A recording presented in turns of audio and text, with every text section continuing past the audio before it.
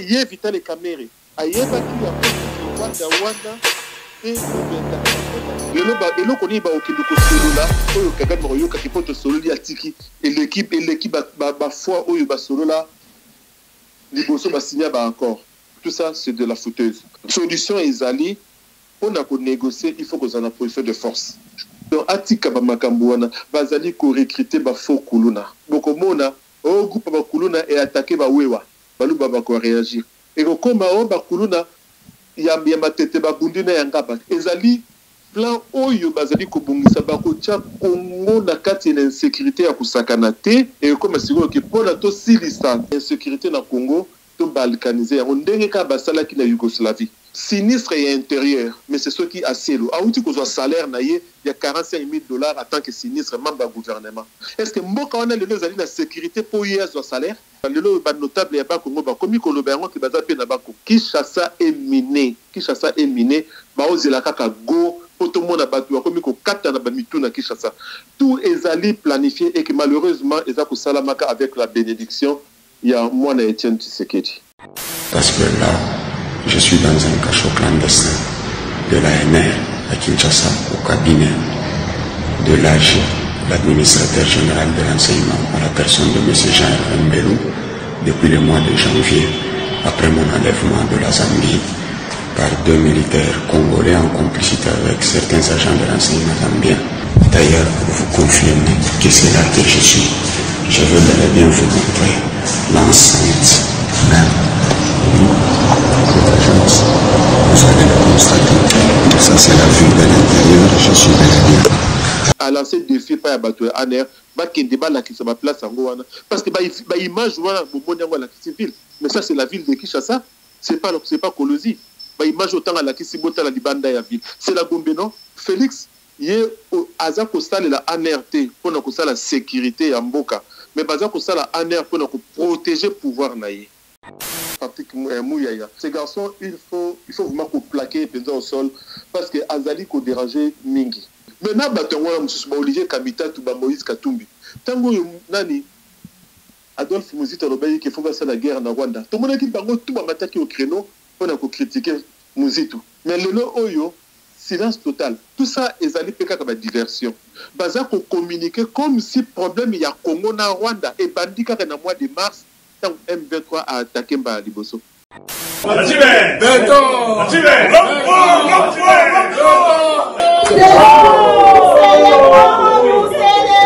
célébrons les 3 étoiles de notre dans un pays où il y a la guerre, entre guillemets, Mouto va peser, va tirer, va nommer Mokondi, va peser responsabilité au Kamba, va pinga, à cause de la fête, à ça coûte une on a candidat pour Luka, mais il y a ça la fête, que ça la fête n'est l'accès, que place va tirer na bongi, na rozambongi beli, il y a ça en fait. Mais ça vraiment la haine ma casse contre Félix et j'assume ma haine. Instrument où pendant Félix ça doit s'accaronner facilement le corps de justice égalité. Ndenge moko pena armée, classe politique wana ndemu ezali complice ya Paul Kagame pour ça na katé bolo bateke opposition au majorité au IDPST. Bango tout classe politique wana tout eza pourri et ba complice. Bango tout bazala ka bango ensemble. De la photo wana ola ki sayango ba yi Congo ba mona yango. Ndenge nini classe politique wana ba kosa kabino na moyi na bazaka bango ensemble.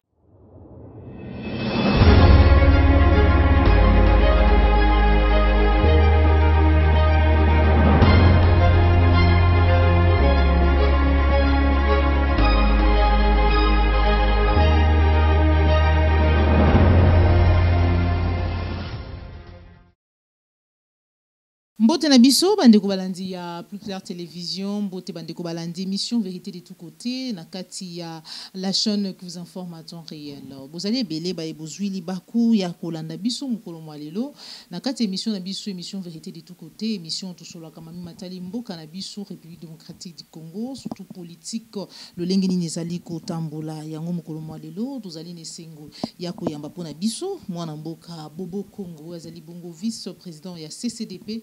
Vous allez kukamba mabongo na mwana mboka Odombo. elongo na ye nde tokosola mami matali mboka na biso situation sécuritaire ya République démocratique du Congo en général tokoyeba te esenge tokimela wapi tokende wapi bafoyer de tension na kati ya République démocratique du Congo. Bunagana toujours sous contrôle la Baïa M23, partie est en général en sécurité. Na kwa mutu balobi ete ya une main noire, ma ezali koleka na bongo na kwa mutu ezali œuvre ya une main noire. Quelle est cette main noire? Qui est porteur de cette main noire? Wana ezali mituna oyo bakongomani bazali komituna na kati pe na libanda ya mboka na engomba Kinshasa insécurité tension emati bakuluna bazali ko opérer comme pas possible. Qu'est-ce qui ne va pas? Qu'est-ce qui se passe? Tokosula na mwana mboka Bobo Congo Maïwana, mais aussi nomination esili kosala mabongo na mutu ya armée ya mboka na biso République démocratique du Congo to ba été bayi FARDC ba nouveau officier. Est-ce que nomination esili kosala ma par ordonnance ya chef de l'État et comme ma changement par rapport à la situation sécuritaire ya mboka na biso to espérer to toloba nini to kozwa commentaire to pe analyse ya mwana mboka Bobo Congo to kobosa na te to yoki Vital Kamerhe koloba ete po ete to bima na kati ya crise actuelle na kati ya partie est République démocratique du Congo ezali ko nécessité dialogue franc entre pays impliqués notamment République démocratique du Congo, Rwanda na Uganda. To kozwa réaction ya mwana mboka Bobo Congo. Sans plus tarder, vous voyez déjà dans le téléphone pour être toujours réaction na ye le lingue na wuti koloba. Merci na Joël Gonago chasseur d'images. Je mis ma caméra Cordo puis ma fuiku. Merci na Jean Bembe West papa Laurent Bo puis papa Laurent Bongonza na bosanité grande sœur nanga Albertine depuis Allemagne. Allô, bonjour mon amboka Bobo Congo. Bonjour maman Joël Kombe. Bonjour na Banadinho sur Plus Clair Télévision. Bonne santé, bonne résistance. Maman, toza kokoba kana rythme mboka na biso, toza kokoba, tozotala makambo le kana mboka. Na motema pasi na mawa komona ke batu bakomi kokata na mituti na bandu lobi ba FC ki biso zaraki bateke na bayaka lelo bakomo benga ngai komi bayanzi na bambala. Vraiment pasi mais todo bundaka. Exactement, réaction na bino par rapport na ba foyer de tension ou ba congolais bazali ko vivre na kati ya République démocratique du Congo, situation sécuritaire et à partie est na Kwamuntu, là où on nous parle aujourd'hui d'une main noire avant la Kinshasa tension ezali ko matato ko yebate Toki mela wapi. Mais finalement, en rapport na maimatali situation sécuritaire, Toyoki Vital Kamerhe a lobby et Sengeli, ba parti ou bazali Kondongwana, ba fanda pour na kosala dialogue moko franc. Donc République démocratique du Congo, Rwanda na Uganda, bino boyambi yango ndenge nini, surtout commentaire na bino to pe analyse na yo en rapport na ba foyer de tension ou ezali kolekana na kati République démocratique du Congo. Ok, merci Ming Mama. Na kati ya question na yo eza na ba sous question ebele na meka kozwango moko. Déjà likamba Vital Kamerhe abi basala dialogue franc na ba pays ezali impliqué. Mais ye Vital Kamerhe ami benga ka les pacificateurs parce que na tango akala a conduisa ba délégation au basala ba négociation basala ba dialogue na ba Rwanda. Bobo sanate loko ba benga raseki amani 1 soki Amani 1, Amani 2. Ami Bengaki les pacificateurs, c'était par rapport à cela. Ça a combien de dialogues na ba Rwanda wana na ba nini surtout et que bazwaka solution te. Pourquoi yé Vital Kamerhe ayebaki yango te que Rwanda wana te mutu etakaka mboka. Po biso to yebaki yango. Vital Kamerhe atanga ba livre belé crime organisé en Afrique centrale. Il y a feu papa Honoré Ngwanda d'heureuse mémoire, paix à son âme. A comment tout na kati Vital Kamerhe ayebaki yango te mais atelemaka ke na Rwanda kopesa mwana ya James Kabarebe oyo a occupaka Congo na poste de chef d'état-major général et armée un Rwandais. Vital Kamerhe akende kopesa mwana na été 30 ngombe na mariage bomonaki yango te Vital Kamerhe na sima ya Paul Kagame na stade de Martyrs l'herbe aye kokunda Etienne Tshisekedi de triste mémoire, les plus grands escrocs politiques et histoire et Afrique. Bomona ki Vital Kamerhe wana te tant bazo biso yo nani bobo ya Kagame azala ki wana te lelo ba eloko ni ba okende ko solo la oyo Kagame oyo ka kipoto solo li atiki et l'équipe ba foi oyo ba solo la liboso ba signer ba encore Tout ça, c'est de la fouteuse. Maman, solution Ezali, on a pour négocier, il faut qu'on ait la position de force. Il faut qu'on ait la position de force. Mais on a évité les occasions manquées, parce que les occasions qui manquent, mais les qui n'a cadre, il y a plan à Bango Basalaka. Tangu Mamadou Ndala, aidé par armée tanzanienne, naba ukrainien, celle qui va bien avec M23. Comment combien la position de force M23 Kendaki a demandé les bandes, mais tant qu'on négocier. La revendication, surtout, il y a M23, il y a un de Congo Ndimaki. Et pourtant, il y a un petit fallait avec qui censé causer la position de force. C'est parce qu'il y a une complicité intérieure. Donc, Atika Bamakambouana, concernant ma foyer de tension, autour Monaka Mikolo, insécurité partout.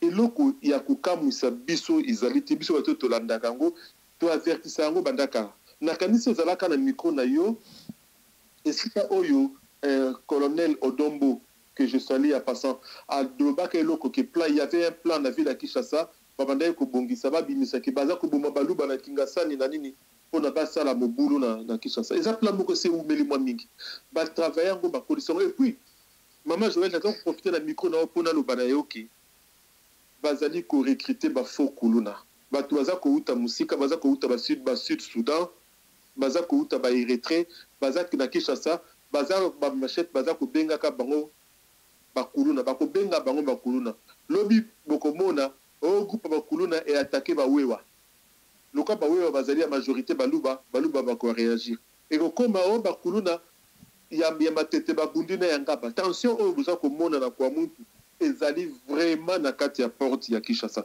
déjà kwa muntu batu mingi bazé baté nazo ndara batu nazo baka kwa muntu ezali musika à 100 km na Kinshasa kwa muntu ezali frontière na Kinshasa kwa mutu territoire ezali frontière na Kinshasa ville province ezali vraiment frontière ezalaka 1 mètre ezalaka 1 mètre te frontière ezalaka centimètre donc ezali plan oyo bazali kobungisa bakotia Congo na kati na insécurité ya kusakana te lokola oyo babengaka ba autorité baza na bango en réalité ba complice bazala dépasser et comme sikoyo ke pona to silisa mobulu na Congo pour sa insécurité na Congo to balkaniser on ndenge ka basala ki na Yougoslavie batiaki bitumba kuna ba Serbie ba Kosovo ba Macédoine ti suka na ngezala ki ba kati pays ndam bitumbesili et c'est le plan oyo bazali kubongisa batia na Congo. Merci. Merci beaucoup, mais quelle est cette main noire? Ezali mutuna o ba congolais bazali komitu na soki l'état na biso azali vraiment na ba service nyonso o esengeli ekoka koyeba nani azali nani azali kosala nini na kati mboka la biso mais ba koyebisa biso ki ezali na main noire. Qu'est-ce que ça veut dire? Qu'est-ce qui se cache derrière cette main noire mon mboka Boboko? Likambu ya main noire maman ezali ka ndenge to uta kolanda secrétaire général à ONU Antonio Guterres tant batuni ba arme ya Rwanda utaka wapi utaka quelque part akotanga kombote na Congo pe pa o bazali ba konzi o bazali censé ko protéger population et puis ko protéger intégrité territoriale ya mboka na biso bazo banga kotanga kombo bazo koloba main noire muta koloba main noire ezali mama Joël ezali yo ezali ngai mais moto azana na maboko na ye moto azali na maboko na ye na charge ya ko sécuriser mboka akobele la main noire te akoluka kanga main noire akobele la main noire te siko ba main noire ngo soki bango sikoyo lelo oyo to komi to uti na fin du mois awa sinistre et intérieur mais c'est ceux qui aselo auti ko zo salaire na ye ya $45,000 en tant que sinistre membre du gouvernement mais musala na ye en tant que mokonzi ya ministère ya ministère et intérieur eza ko tia sécurité na mboka wana est-ce que mboka wana lelo zali na sécurité pour ye zo salaire même quand la ville à Kinshasa eza na sécurité et si quand ni quoi ya Congo eza na sécurité o ye ministre va foutir salaire na ye a mérité une pose de salaire wana oza komona baza dépasser baza ko tout dépasser te mais bazali penza inactif na makambu oyo za koleka na bandundu etali kutu bango te baza ko se contenter quand na ba tweet baza ko se contenter la bloc américain mais il y a pas de mesures fortes de dispositions fortes pour na si sa situation wana bango ba komi ko belle la main noire au lieu bango ba lukande kutu ba kanga main noire wana baza na ba service à renseignement bango au lieu ba service à renseignement wana eluka et quand il dit ça va menor et quand va menor non bango musana bango de baba maloko ekotonda na kokanga batu ka Jimmy Kitenge omoni leki na biso mususu azana ya Katange a sali vidéo à partir ya cachot clandestin ya Aner oyo a sali vidéo en tout cas na s'appelle na courage na ye et puis aïba ke place azali aza vraiment pe na soutien ya CCDP et Sika azali aïka ka piko idée azwa qui c'est vraiment génial de reçoit la vidéo wana yango vidéo wana balobi comment est-ce que c'est possible ngona mboka bobo Congo na moni na tweet ya ndeko ye muta tweeta ki yango mwana mboka Pero Luara mais kasi na ba commentaire ndeko moko alobi ete azali na ngonga oyo otomona ki vidéo wana balobi ete azali bongo na ngambu ya Kolwezi bandeko bele bazali komi tuna babi comment est-ce que téléphone et puis na écouteur to pe casque wana ekota ki ye muto sana baloko ya ane. Maman Joël, oui, bien, na Congo, tout est possible. Na Congo, tout est possible. Si comme et qu'est-ce qui nous dit pas qu'il y avait un agent à ANRP à prêter un téléphone? Qu'est-ce qui nous dit pas qu'il y a un qui peut m'embongo, ceux qui veulent le connaître, parce que si mutumoko, na Congo, bloc on a et salama, mbalaboni kutu bakanga penza bato, na bamakambo ya minene, mais mutumoko peka ya ANRP à Kinisi yepe. Dans le Congo, tout est possible. Mais moi, je crois vraiment dans la bonne foi, il y a garçon. Il ne peut pas s'hasarder. Il y a ça la comédie, ce qui est la réalité. Et la meilleure façon, il y a vérifier ce que vous avez à lancer des défis par la ANR, parce que l'image, c'est ville. Mais ça, c'est la ville de Kinshasa. Ce n'est pas Kolwezi. L'image autant à la Kisibota, la Libanda, la ville. C'est la Gombe, non? Donc, ezali comédité. Ezali que Moussala yango Félix Chilombo, le père du tribalisme na Congo. Yé aza ko sala la ANRT pour na ko sala sécurité ya mboka, mais baza ko sala ANR pour na ko protéger pouvoir na ye. Yango bozo ko monaka na kati ya état de siège. Baza na ba DGM, baza na ba DNIAP, baza na ba ANR. Baza na kati ya état de siège, mais RC M23 et outil Uganda et outil Rwanda et outil Uganda bakati la frontière aner a yebité ni na yebité donc c'est la complicité mais ce kaka journaliste moko na Kinshasa Kosoli opposant moko Kosoli a lobby di Kambu il y a famille tu sais que du tout il y a Fédiachi tu sais que des aner sali musala bon mona kengo na maman Marie to mona kengo mais ba o surtout baza ko alerter biso lelo banda bambula la bambula biso na CCDP na voya ko Odombo Touloubaraki, bas Zaïre, bas Congo central, les alaka miné, pendant Félix a pouvoir. Pas militaire, bas avion, yak bas Rwandais et Kitaka, n'a pas soda, n'a pas plein à Kati. Et yak n'a pas passager plein à Kati. Maison à vide, bas passager bas Kendaka wapi. To beleli ya ngombula lambula, lelo bas notable ya bas Congo, bas komi kolobayango ki baza pe na bako. To badangi kolobayango ke bandundu, bamboro bayaki na bangombe, ba oyo renforcer na ba oba kitara na Rwanda tolobaki yango to monde le salami ndenge pe lelo tozali ko tirer sonnette d'alarme Kinshasa est miné ba ozela kaka go poto mona batu akomi ko kata na ba mitu na Kinshasa baza ko linga ba bilisa ke ba congolais des autres tribus ya Congo baza ko s'apprendre na baluba donc tout ezali planifié et que malheureusement ezako salamaka avec la bénédiction ya mwana Etienne Tshisekedi. Matondo mingi mwana mboka Bobo Congo cordon puis mafui kutozwa en image vidéo mwana mboka Bobo Congo alobi ya ndeko asili ko alerter etazali bongo na ba loko ya ANR depuis mois de janvier kino na ngonga oto sali ko solo la si vraiment cela est vrai tozwa en image. Bonjour chers compatriotes congolais. Je viens vers vous très rapidement avec cette petite vidéo parce qu'il y a urgence, urgent, je vous prie de suivre cette vidéo jusqu'à la fin parce que là, je suis dans un cachot clandestin de l'ANR à Kinshasa au cabinet de l'AG, l'administrateur général de l'enseignement à la personne de M. Jean-Hervé Mbelou depuis le mois de janvier après mon enlèvement de la Zambie par 2 militaires congolais en complicité avec certains agents de renseignement zambiens et un général militaire zambien qui avait participé à cet enlèvement vu qu'on leur avait donné beaucoup d'argent. Je suis là depuis janvier, comme vous le constatez, je suis dans un cachot clandestin de l'ANR. D'ailleurs, pour vous confirmer que c'est là que je suis, je veux bel et bien vous montrer l'enceinte même de l'agence. Vous allez le constater. Ça, c'est la vue de l'intérieur. Je suis bel et bien à l'ANR. Donc, il n'y a pas à contester. C'est là que je suis depuis mon enlèvement au mois de janvier. Et là, nous sommes déjà au mois d'octobre. Je vais vous montrer aussi la vue de l'extérieur. Le bâtiment privé avec pas de shopping mall.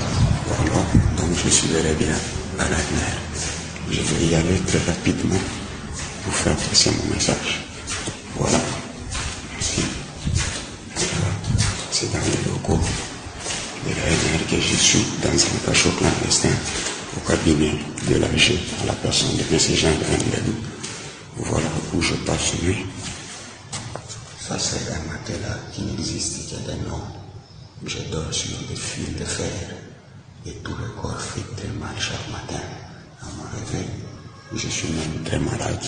Je contractais des maladies dont je n'ai jamais souffert toute ma vie. C'est seulement à cause de cet enlèvement que je suis en train de souffrir et je ne bénéficie pas des soins appropriés. Voici même les médicaments.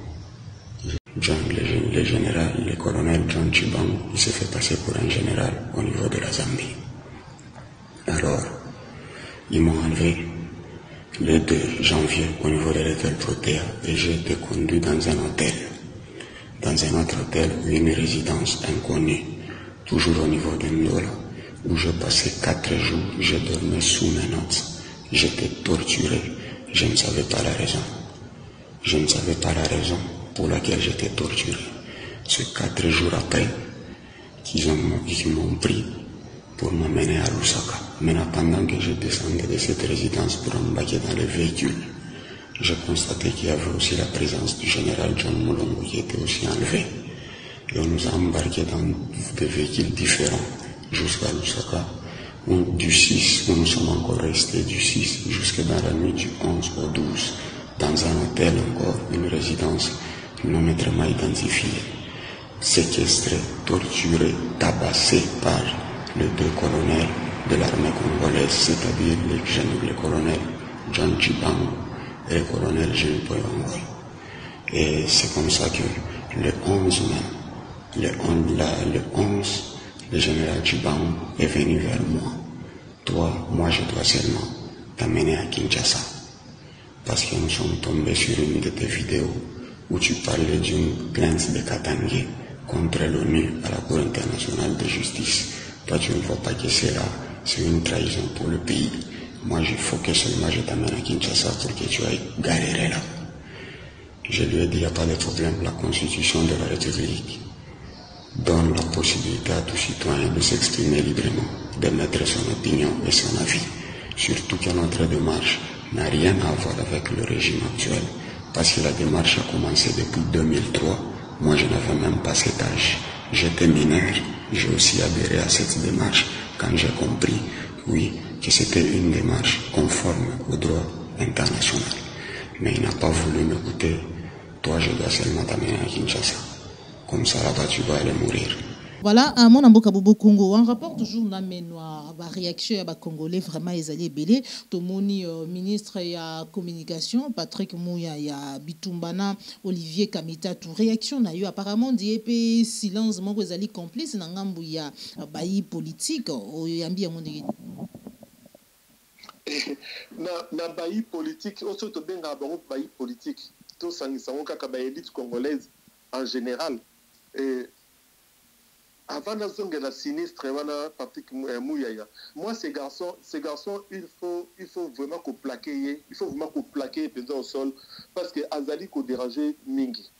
Oui, Botali ba déclaration na une histoire qui depuis Chilombo Anomaki a causé qui bokonzila ye au bakabela qui est. Nathan le gouvernement au Mouyaya comme porte-parole.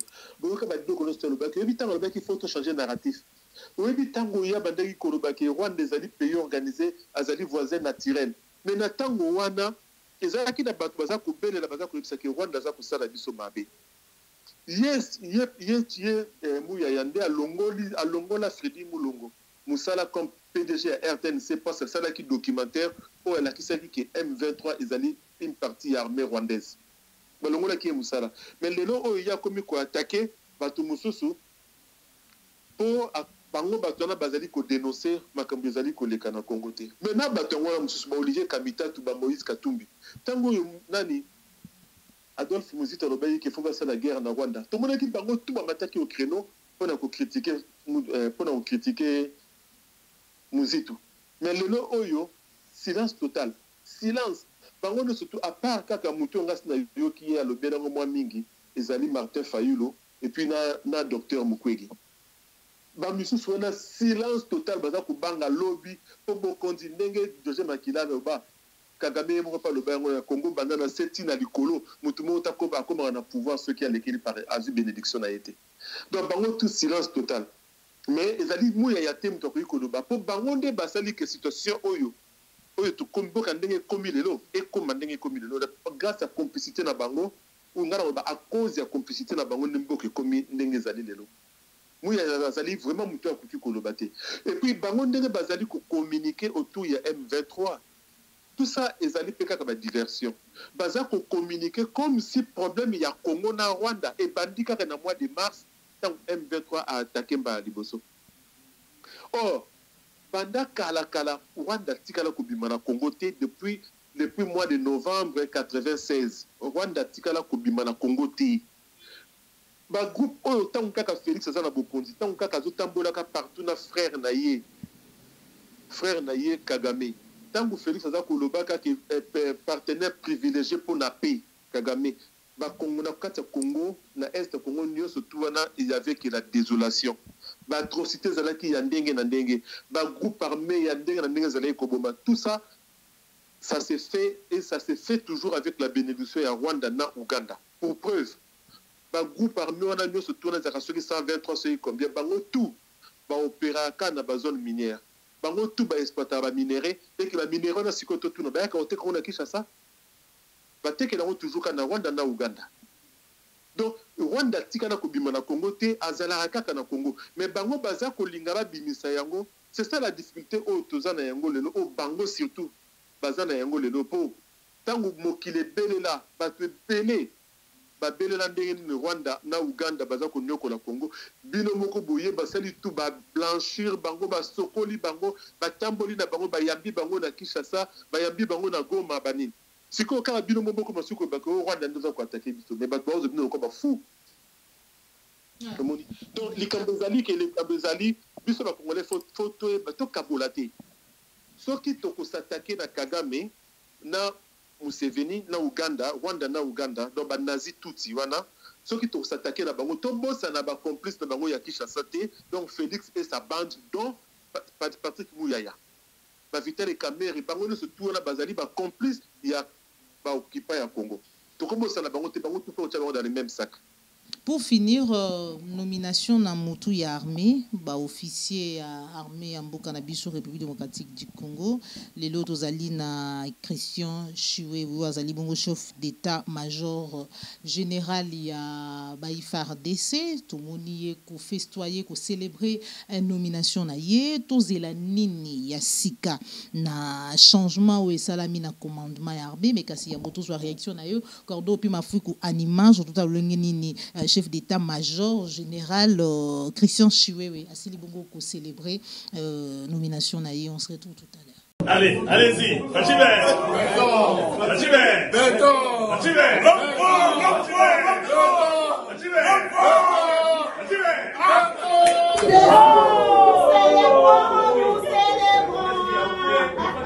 à l'occasion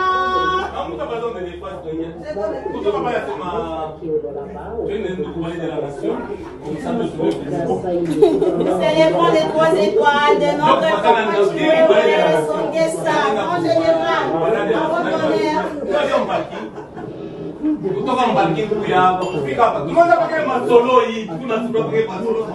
Mwana mboka bobo Congo tozela nini après nomination oyo ya ba officier na commandement ya armée na biso. Maman, vous êtes eloko moko te. Vous êtes vraiment eloko moko te. Déjà dans un pays où il y a la guerre entre guillemets. dans un pays où ils sont en guerre. Oh, mon boulot, ils allaient partout. Mouto, bah, peso, bah, tcheye, bah, nommé, mon conduit, bah, peso, responsabilité, au kamba, bah, pinga, à cause ça la fête, hein. À ça, quand tu me dis, on a quand même luka, mais il y a ça la fête. Que ça la fête, n'est la cine. Que place, bah, tiens, na bongi, na rozambongi, beli. Y'a c'est la fête. Pour sinon, tu vas routine, donc, ça, ça, tu as conseillé la fête. Mais voilà, ça, na Congo. Au moningai, maman, na lo barango. On a bateau, balobaka, N. Nazo, kolobango, pesa, le micro, il y a plus clair. Télévision. Mais ça vraiment la haine ma casse contre Félix et j'assume ma haine. Oh. Haine les amalamu te mon amboga. Comment est-ce que quoi assumer haine et yangai so et pas ya bato o bazali ko boma mboka na ngai o bazali ko soutenir bato bazali ko boma bandeko na ngai haine na ngai zali légitime.